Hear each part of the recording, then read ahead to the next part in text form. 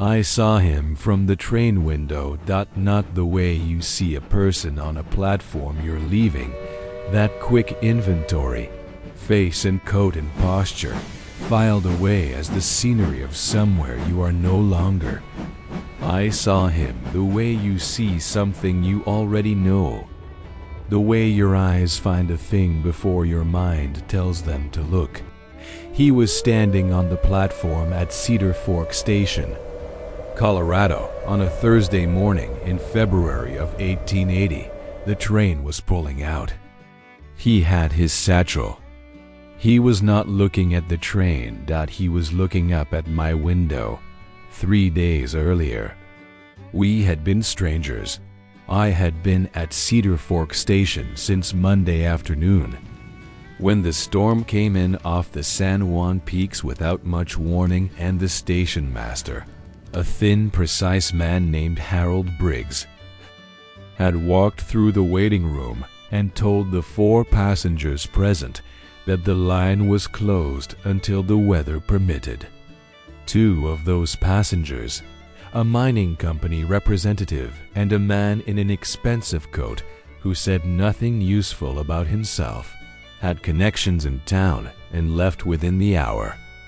That left me and the man in the dark wool coat who had been sitting at the far end of the waiting room bench since before I arrived, reading a folded newspaper with the particular attention of someone who was not actually reading. His name was Shaw. He told me that on the first evening, when Mrs. Briggs set 2 plates on the kitchen table and called us both in with the matter-of-fact hospitality of a woman who has been feeding stranded travelers for 20 years and sees no reason to make a ceremony of it. He said his name the way he said everything in those first hours, simply, without preamble, not offering more than asked. I told him mine. Nora Ellsworth. Going east, he nodded. Going west, he said. Nevada. We ate Mrs. Briggs's beef stew and did not talk much. And I was grateful for that, because I had not yet decided what to do with being stranded, whether it was a catastrophe or a pause. And I needed more time with the question before I could be sensible company. The truth about where I was going is this. I was going back to Ohio, because my teaching position in Alder Creek, Colorado, had not been renewed for the following year. The school board had decided, with the particular delicacy of people who have decided something and want you to think it happened to you rather than was done to you, that the school would be better served by a local woman. A local woman in Alder Creek in 1880 meant a woman with a husband in the county, and roots in the soil, and no plans that included anywhere else. I had been in Colorado for 3 years. I had come because I needed to go somewhere that was not Ohio. Not the comfortable life that had been arranged around me while I was not paying full attention. Not the man I had agreed to marry and then, 9 months before the wedding, agreed to stop agreeing to marry. My family had been patient about that last part in the way families are patient when they are very much not patient, but have decided that patience is the appropriate public face. I had come west because the West was what was left, and because a teaching position in a Colorado mining town felt like a different life, and I had needed a different life very much. His name was Robert, and he was decent and liked by everyone who knew him. And when I tried to imagine the next 40 years, I could find him in every room of the picture and could not find myself in any of them. That was the whole of the reason. Not unkindness, not drama. Just a woman who had said yes to the wrong life and needed enough distance to figure out what the right one looked like. 3 years later, the different life had not delivered everything I had come for. It had delivered some things, cold mornings, independent accounts, the particular satisfaction of teaching children who were genuinely hungry for what a school could give them. But I had not found what I had come for, and I was not sure I knew what that was anymore. And going back to Ohio felt like defeat, and staying in Colorado felt like stubbornness. And I had boarded the train on Monday morning with neither peace nor conviction, which is a poor way to begin a long journey. The storm, then, was something. An interruption. A pause I had not chosen but could not entirely resent. On the first evening after Mrs. Briggs's stew, Harold lit an extra lamp in the waiting room and said we were welcome to it as long as we needed, which was a kindness that cost nothing and mattered considerably. Shaw and I returned to opposite ends of the bench, and I read, and he sat with his folded newspaper, and neither of us said much. But the silence was different than it had been in the afternoon. The afternoon silence had been two people preserving the formality of strangers. The evening silence was two people who had eaten at the same table and were recalibrating. Before we said good night, he asked how long I had been teaching. 3 years, I said. Do you like it? I thought about it honestly, which I had not done in some time. Yes, I said.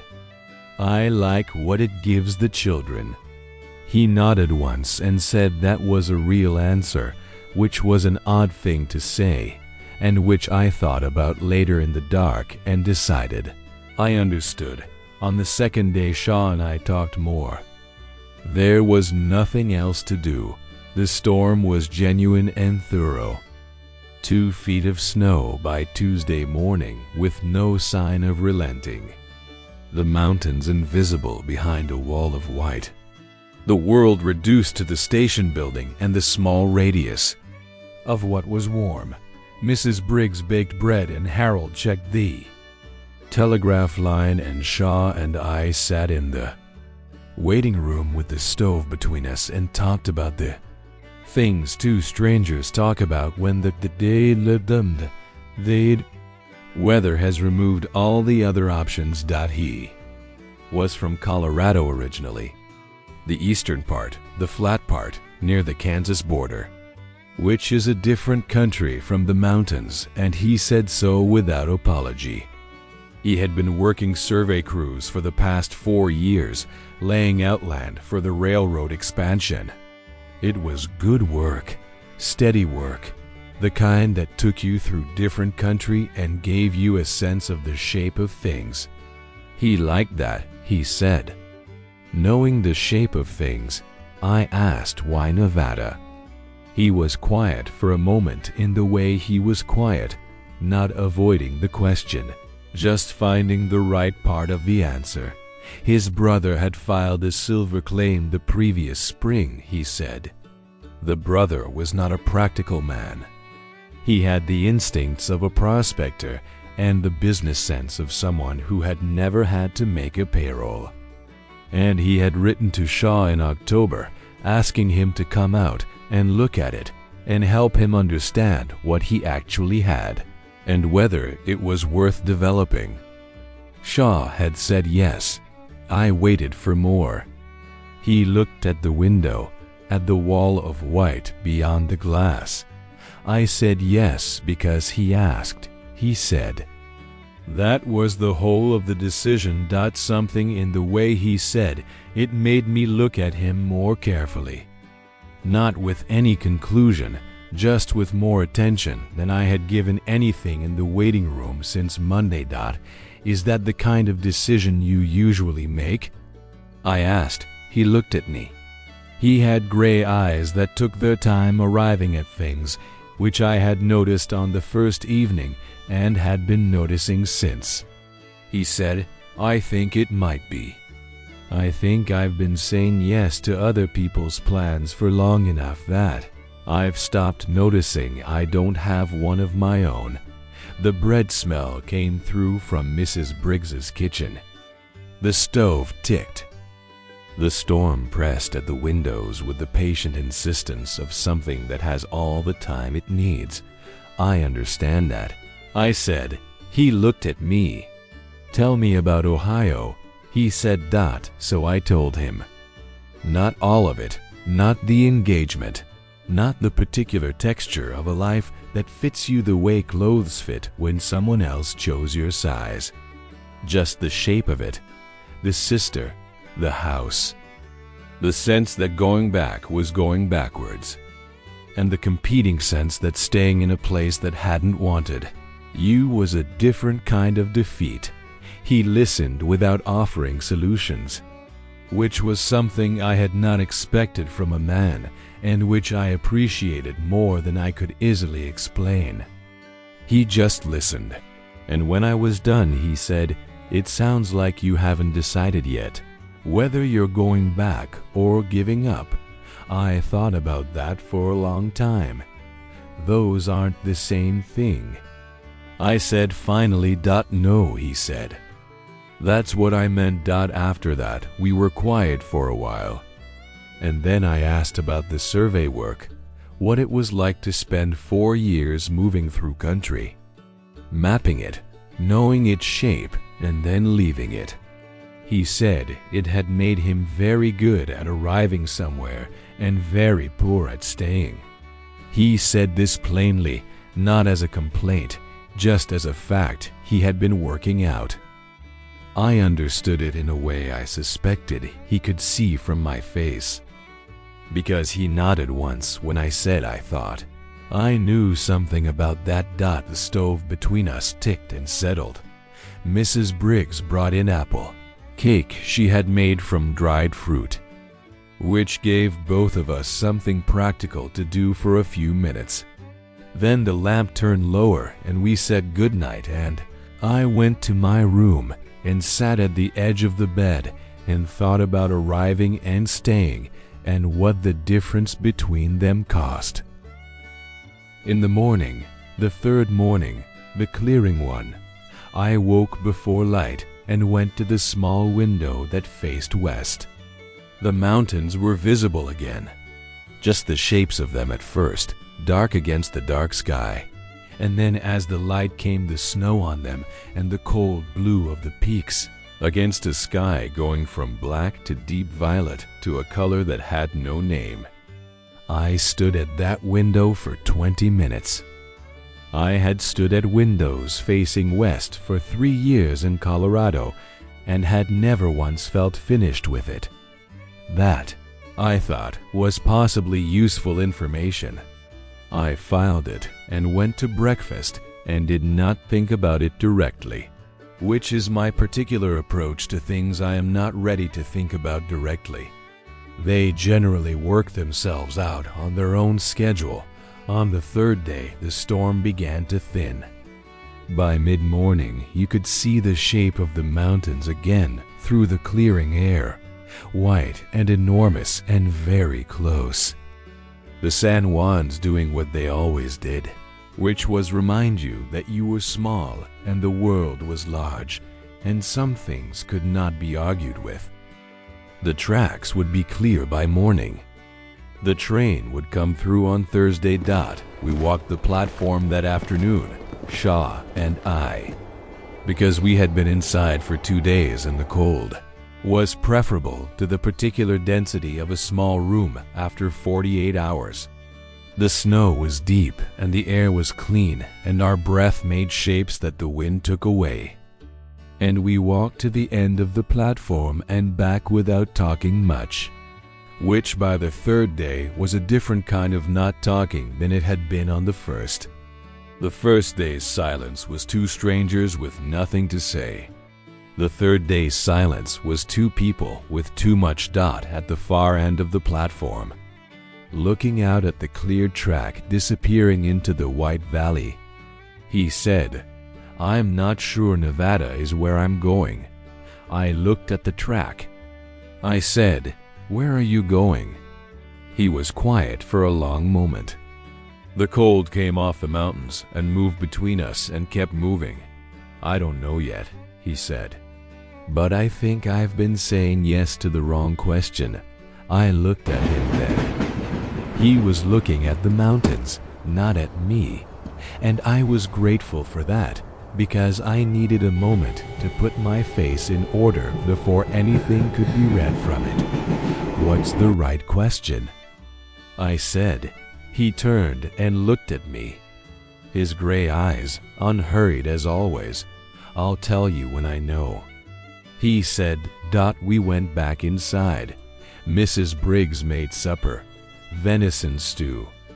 The last of a roast Harold had been keeping, and we ate it at the kitchen table with the lamp between us.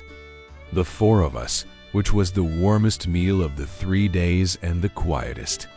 Harold and Agnes Briggs had a way of filling a room without crowding it, and they had seen enough people come and go from this station over the years that they did not ask unnecessary questions. When supper was done, Harold said the tracks would be clear and the train through at 7. And Agnes said we should sleep well if we could. And she looked at both of us with the knowing expression of a woman who had watched people in transitions for a long time and understood them better than they understood themselves. Shaw and I sat by the stove after they went to bed and said very little. The fire was lower. The storm was nearly gone. There was something in the room between us that had been building for 3 days and that neither of us was going to name that night. I knew it, and I believe he knew it, and so we sat with it in the same way you sit with something that is not yet ready to be spoken. And after a while I said good night, and he said good night, and I went to my room and lay in the dark and listened to the last of the wind, and thought about going east and going west and the right question. And I did not sleep for a long time. The train came at 7:15, which Harold told us was on time for this section of the line, which told us something about this section of the line. We were on the platform with our bags in the cold morning, our breath-making clouds, the mountains clear and enormous in the early light. The Denver and Rio Grande came around the curve from the west with the particular sound of something large and certain and committed to its direction. We boarded. I found my seat on the right side, east-facing. Shaw moved toward the front of the car. We had not said goodbye, exactly. We had nodded at the platform, the way you nod at someone when words would be either too much or not enough, and you haven't decided which. I settled my bag under the seat and looked out the window at Cedar Fork Station receding as the train moved east. At Harold standing on the platform watching us go with his hands in his coat pockets. At the mountains behind the station already, taking on the distance of things you have left. I thought about what I was going back to. The sister's house, comfortable and kind, with the particular comfort of a place that doesn't need anything from you. My mother's letters waiting. The sense of something not finished that I would carry with me onto the platform in Cincinnati and not know what to do with. I thought about Robert, which I rarely did anymore. About the 40 years I had tried to picture and couldn't find myself in. I had spent 3 years in Colorado figuring out that I had been right to leave that life, and had not yet figured out what I was heading toward instead. That was the honest accounting. I was 28 years old, and I knew what I didn't want with great clarity, and knew what I did want only in the approximate way. You know a word that is on the tip of your tongue. You are certain it exists. You can feel the shape of it. You cannot quite say it. I thought about Shaw, about 4 years of survey work and arriving well and staying poorly. About a brother's silver claim accepted because someone asked. About gray eyes that took their time and a man who listened. without filling the silence with his own thoughts while you were still inside yours, I thought. About the right question. The train slowed for Cedar Fork Township, the small settlement 3 miles from the station, the only stop before the long run to Denver. It was barely a stop at all, just a water tower and a low platform and a signal flag. I was looking at my hands in my lap when I felt the train slow. I looked up and out the window as we pulled into Cedar Fork Township platform. Shaw was standing. On it, he had his satchel. He was looking up at the windows of the train moving past him, not at all the windows, at one window, at my window, at me. His expression was the same one he had when he had said, "I think I've been saying yes to the wrong question." Clear and quiet, and no longer uncertain. The train did not stop at Cedar Fork Township. It slowed for the water tower and moved on. I watched him through the glass for the 5 seconds he was in my window, and then he was behind me, getting smaller, and then he was gone. I sat very still. The mountains moved past the window, enormous and white and indifferent, doing what they had always done. I picked up my bag from under the seat. The woman across the aisle looked at me.